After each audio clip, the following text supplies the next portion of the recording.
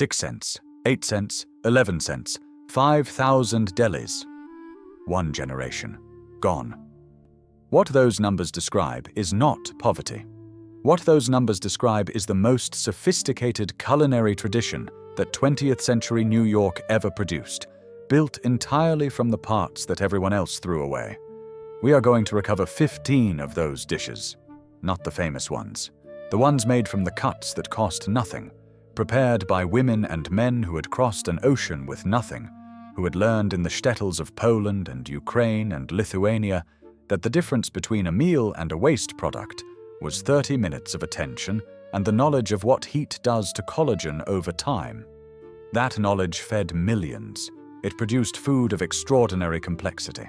And it was eliminated, not by neglect, not by changing tastes, but by specific laws, specific regulations, and specific economic forces that this video is going to name directly. If your grandmother made something from a cut of meat that you have never seen in a supermarket, subscribe now. What she knew was not simple. What she knew was a technology, and this channel exists to recover it before the last people who remember it are gone. In 1937, the Works Progress Administration deployed writers across New York City to document immigrant life before it transformed beyond recognition. What those writers found on the Lower East Side, in the Bronx, and in Brooklyn was a food economy operating on principles so foreign to the modern American kitchen that their notes read almost like dispatches from another civilization. Households that purchased a whole chicken used every part of it across 4 separate meals. Bones went into the stock pot. Fat was rendered into schmaltz. Organs were cooked the day of purchase because they did not keep. Feet went into the soup for gelatin. Nothing, not a gram, not a scrap, left that kitchen as waste. This was not a philosophy. It was arithmetic.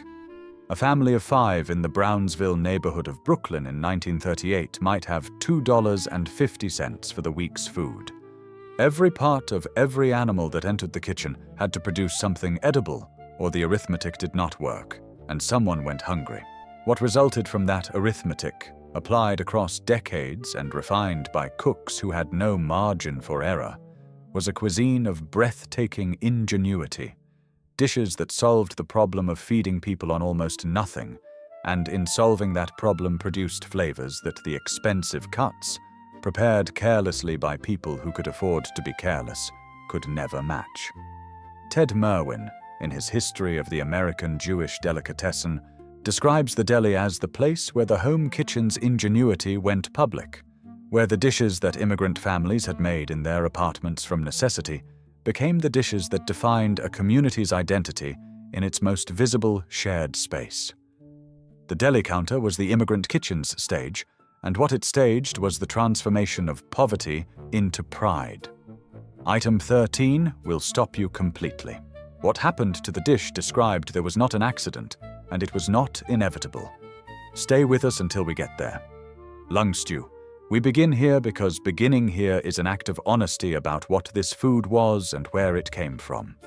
Beef lung, sliced into strips and braised low and slow in a sauce of paprika, onion, vinegar, and rendered chicken fat until the tissue had surrendered its toughness and become something yielding and deeply flavored, served over bread or egg noodles that absorbed the brick-red sauce completely. At Yonah Schimmel's on Houston Street in the late 1930s, a portion cost 6 cents. The flavor was iron-forward and rich. The lung carried a mineral intensity that no muscle meat can replicate, and the long braise converted that intensity into something that worked with the acidity of the vinegar and the sweetness of the caramelized onion in a way that was entirely its own. The dish required knowledge of time, specifically the knowledge that lung, which is dense with air sacs and connective tissue, requires a longer braise than most cooks today would attempt, and that rushing it produces something unpleasant, while patience produces something remarkable. The women who made this dish had not learned patience from a cookbook. They had learned it from necessity, from the understanding that you could not afford to waste the ingredient by undercooking it. The United States Department of Agriculture banned the commercial sale of livestock lungs for human consumption in 1971. The ban cited contamination risk during slaughter. It has never been lifted. Lung stew did not fade. It was made illegal, and then it was forgotten. And the forgetting took less than 1 generation. Miltz. Stuffed spleen, the preparation so specific and so completely vanished that most American Jews born after 1960 have never heard the word, and that absence is not an accident. The spleen of a beef animal, split along one side and filled with a mixture of flour, schmaltz, grated onion, and paprika. Then sewn or skewered closed and roasted in a hot oven until the casing crisped and darkened, and the filling inside had set into a dense, savory mass that sliced cleanly and held its shape on the plate. At Isaac Gellis on Essex Street, the delicatessen that also supplied frankfurters to half the delis in Manhattan, milts appeared on the menu through the early 1960s at 8 cents a portion. The flavor was unlike anything in the modern American food vocabulary. Deeply mineral from the organ itself, enriched by the schmaltz in the filling, with a crust that had caramelized against the roasting pan into something almost sweet at the edges. It required a spleen from a kosher butcher who prepared it correctly, trimmed, cleaned, ready for stuffing. And it required a cook who had made it enough times to know how full to fill it and how long it needed and what color the crust had to be before it was done. The USDA Wholesome Meat Act of 1967 imposed new inspection requirements on organ meat processing that made small-scale preparation economically impossible for independent deli operators. The butchers who had supplied Miltz-ready spleen retired. No institutional successor emerged. A dish that had been on the Essex Street menu for 30 years was gone within 2 years of a federal regulation that had not mentioned it by name. Helzel. The technique is almost too specific to believe exists, which is exactly why it mattered. The neck skin of a chicken or goose, removed in one careful piece from the neck, a task requiring a sharp knife and the patience to work the skin free without tearing, stuffed with a mixture of flour, schmaltz, grated onion, and seasoning, tied at both ends with kitchen string, and simmered submerged in the coolant or the Sabbath broth for the full duration of the long cook. What emerged after hours in that liquid was a dense, self-contained cylinder. The skin had tightened around the filling. The filling had absorbed the flavor of everything simmering around it, and the whole thing sliced into rounds that held their shape and carried the concentrated flavor of a Sabbath pot distilled into a 2-inch circle. At Zimmerman's in the Bronx in the 1940s, Helzel appeared on Fridays only, made in limited quantity, sold out before noon. The dish required a specific butchering decision, leaving the neck skin intact when breaking down the bird, that commercial poultry processing eliminated entirely when it standardized chicken preparation at the plant level in the early 1960s. The birds that arrived at the deli counter after 1962 came without necks, or with necks already separated from their skin. The ingredient the dish required had been removed upstream, invisibly, by a processing decision made in a plant in another state, by people who had never heard of Helzel and would not have preserved it if they had. Now pay close attention, because what connects lung stew, milts, and Helzel is not that they were obscure. In 1940, these dishes fed hundreds of thousands of people every week across New York City. What connects them is that every single one was eliminated not by the market, not by changing tastes, not by one generation simply preferring something else. They were eliminated by specific institutional forces, federal regulations, industrial processing decisions, supply chain consolidations that operated above the level of any individual deli owner's ability to respond. The deli owners did not choose to stop making these dishes. They lost access to the ingredients, or they lost the legal right to prepare them, or they lost the suppliers who made preparation possible. A federal regulation passed in Washington eliminated a dish that had fed the Lower East Side for 60 years. Nobody in Washington knew that. Nobody in Washington was asked. Here is what you need to hold in your mind for everything still to come. Every dish on this list was made from ingredients that cost almost nothing. The economics of cheap cuts meant that the margin on these dishes was the highest in the deli. They were not poverty food that the delis tolerated. They were profit food that the delis depended on. When they disappeared, they took the economic foundation of the cheapest items on the menu with them, and the deli that could no longer make money on 6-cent portions had to make money somewhere else, and making money somewhere else meant becoming something other than what it had been. Kishke. The word means intestine, and the dish means everything that immigrant ingenuity could do with an intestine. Beef casing, the large intestine of a beef animal, cleaned and prepared by a kosher butcher who understood what the casing was for, stuffed with a mixture of flour, schmaltz, onion, paprika, and sometimes matzo meal, tied into sections of 8 to 10 inches, and either simmered in broth or roasted in a pan, greased with more schmaltz until the casing had gone from pale and yielding to golden and slightly crisp. The filling inside transformed from a loose mixture into something that sliced with a knife and held a shape. At Bernstein's on Essex Street in the early 1950s, a section of Kishke with a ladle of pan gravy cost 12 cents. The filling was dense and savory and carried the flavor of the onion that had been cooked into the schmaltz before the stuffing was assembled. The casing gave it a chew at the exterior that the filling's softness answered at the center. It was a complete textural argument in 2 inches of diameter. The Wholesome Meat Act of 1967 affected intestine casing preparation requirements for small operators in the same way it affected every other organ preparation. The compliance costs for independent kosher butchers were prohibitive, and the butchers who had prepared Kishke casings as part of their weekly routine retired rather than invest in compliance infrastructure. What replaced them was commercial Kishke, a tube of filling encased in a synthetic or mass-produced casing, available from food service distributors beginning in the early 1970s. The customers who had eaten Bernstein's Kishke tried the commercial version once. Most of them did not order it again. Leave a name in the comments right now, not a review. A name, the deli, the dish, the street, the decade. One grandmother who made something from a cheap cut that you have never tasted anywhere else. This comment section is assembling the record that the institutions failed to keep. Your comment is part of that record. Leave it now, before you forget, before the video pulls you forward and the moment passes. Ptcha, calf's foot jelly. The preparation that produces the most profound cognitive dissonance in any modern cook who encounters it for the first time, and the most immediate recognition in anyone who grew up eating it. The feet and knuckles of a calf, simmered for 4 to 6 hours with garlic, bay leaf, and onion until every gram of collagen had dissolved into the cooking liquid, which was then strained, seasoned aggressively with garlic and pepper, poured into shallow dishes with sliced hard-boiled eggs suspended in the liquid, and refrigerated until it set firm.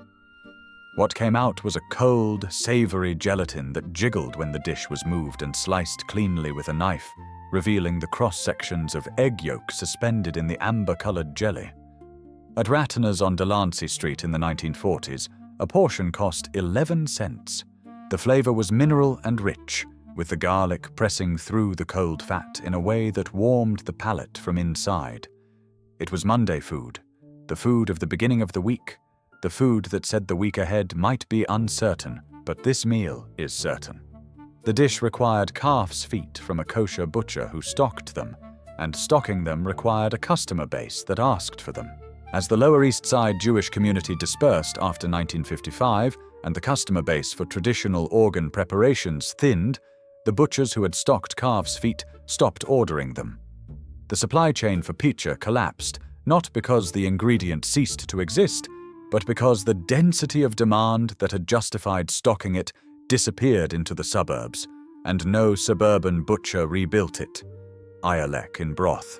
The unlaid eggs found inside a whole hen, small yolk-only spheres without shells, ranging from marble-sized to nearly full-sized, dense, with concentrated flavor, added to the soup pot in the final 20 minutes of cooking, where they set firm at the surface while remaining soft at the center, and served in the broth with a pinch of salt as something between an ingredient and a gift.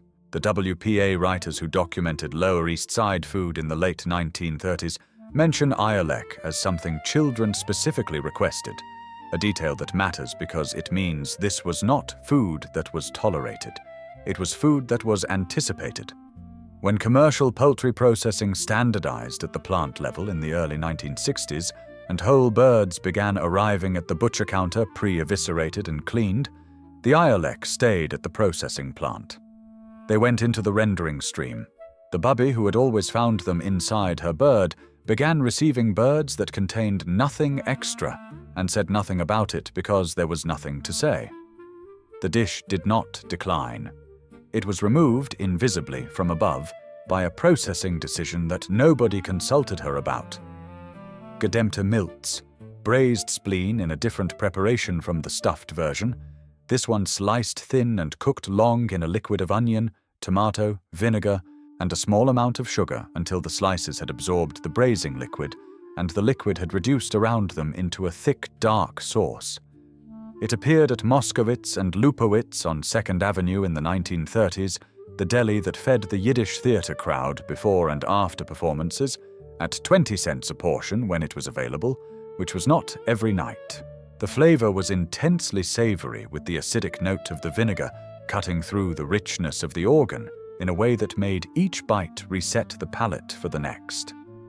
The dish required a cook who understood that spleen, which has a strong flavor when improperly prepared, becomes extraordinary when properly acidulated.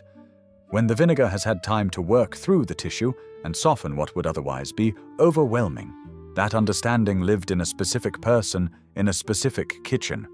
And when Moskowitz and Lupowitz closed in 1966, that person retired, and the understanding retired with her.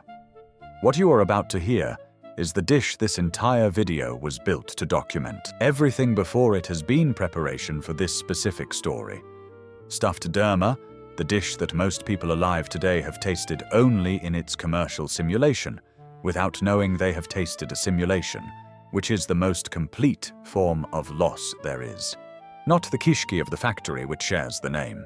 The derma of the 1940s deli kitchen, made by a specific preparation that required a beef casing cleaned and prepared to a standard that took years to master, stuffed with a mixture of flour, schmaltz, onion, and seasoning that had been cooked together before stuffing so that the flour had absorbed the schmaltz and the onion had caramelized into the mixture and the whole filling had become a single coherent thing before it ever entered the casing. The stuffed casing was then sewn or tied at intervals, pricked in several places to allow steam to escape, and roasted in a pan with additional schmaltz and sliced onion at a temperature low enough that the casing dried slowly rather than bursting, turning over once, basted with the pan drippings until it was uniformly golden and fragrant, and the filling inside had set to a density that sliced cleanly and released steam when cut.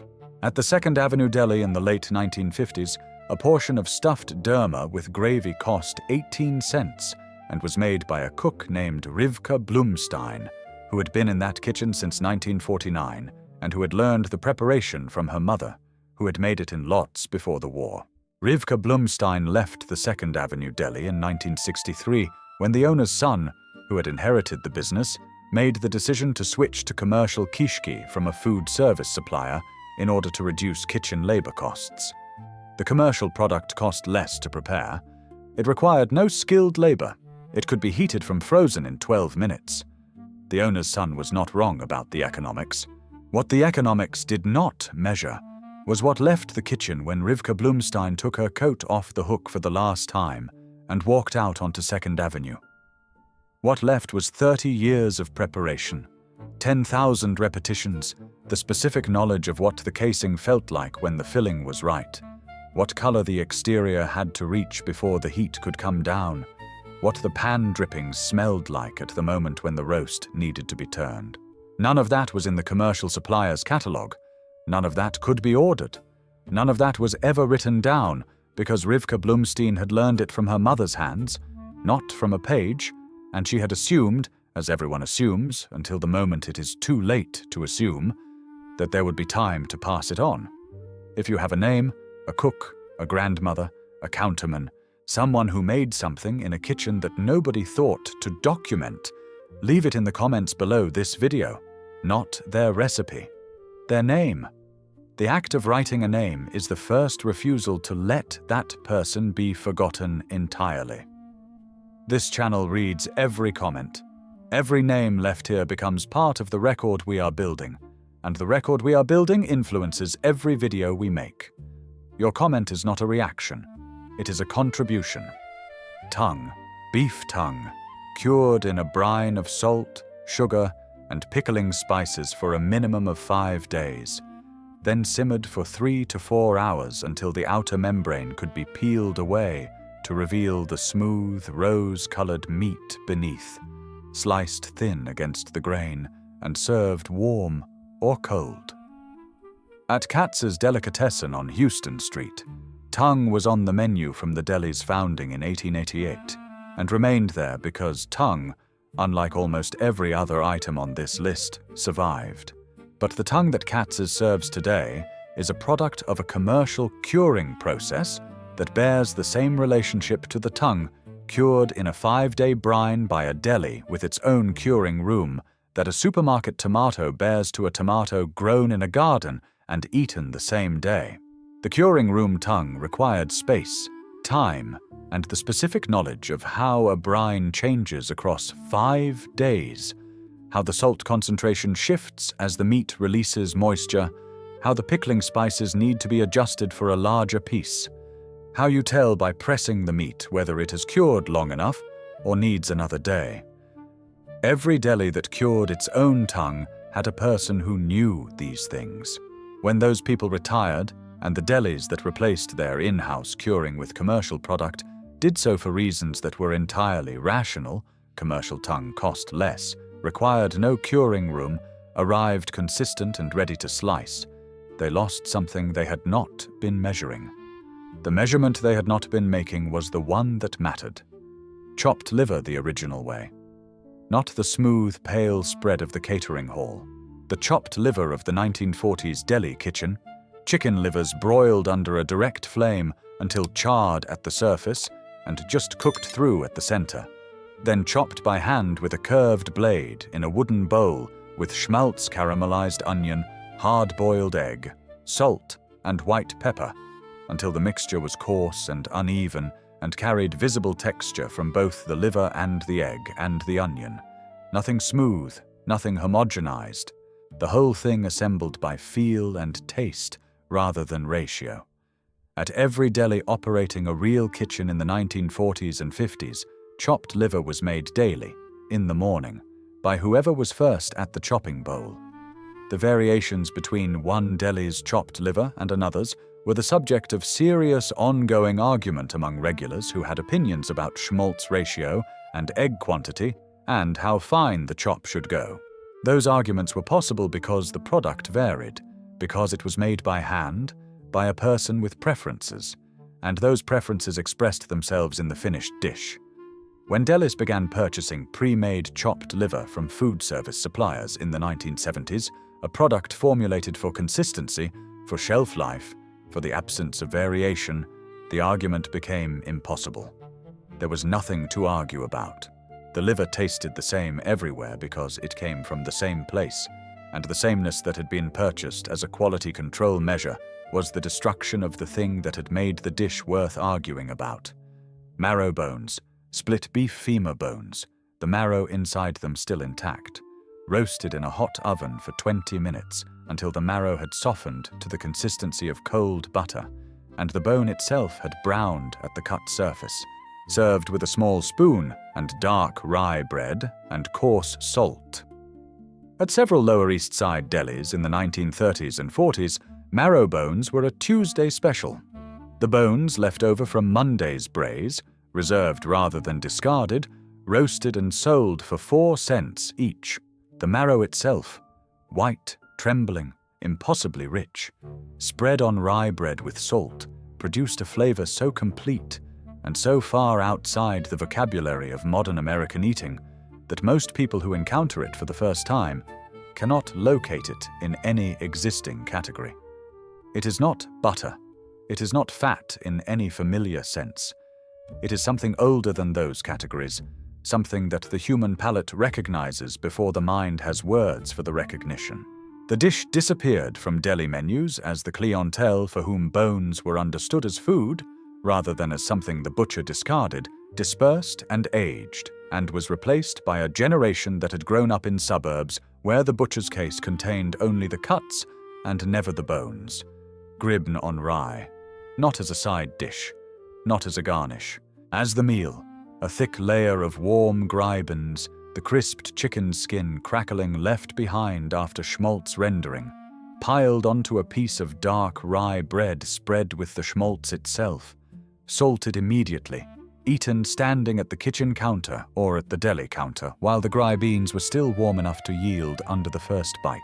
This was the meal that existed in the gap between meals, the 11 o'clock thing, the 4 o'clock thing, the thing you ate while making something else. It required nothing except the rendering that was already happening, and it produced a combination of textures, the crunch of the crisped skin giving way to the soft fat beneath, the chew of the rye, the salt that operated on the palate with the directness of something that had been refined by 1,000 repetitions into its most essential form.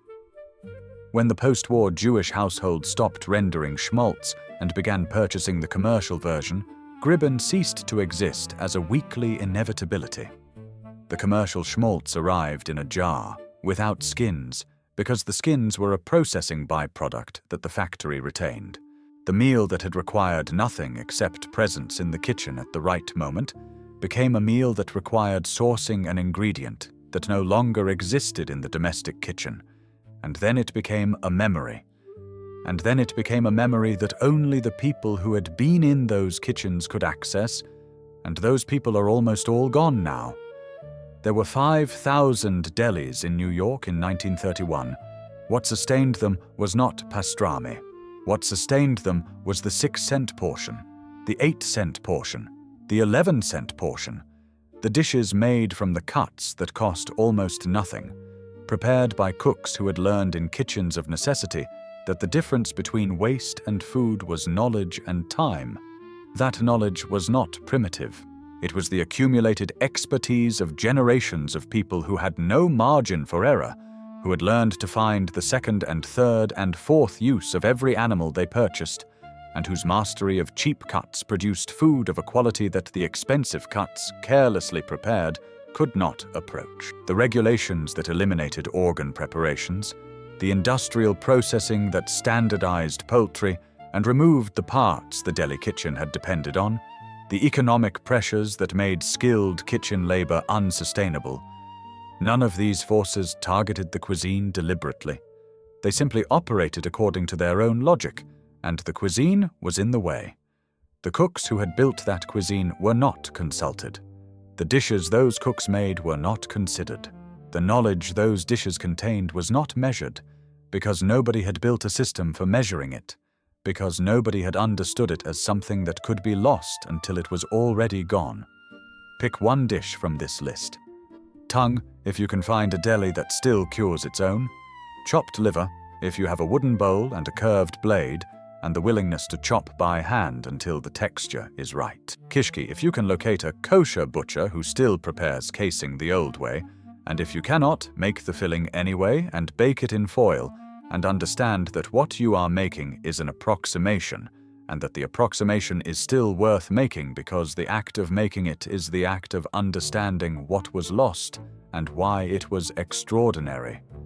Come back to the comments and tell us what you made and what you learned, not whether it tasted right, what you understood, standing at the stove, that you had not understood before you started. Because that understanding, that moment of contact with a tradition that nearly disappeared, is not the end of something. It is the beginning of the question of what we are willing to carry forward, and who we are willing to become in order to carry it.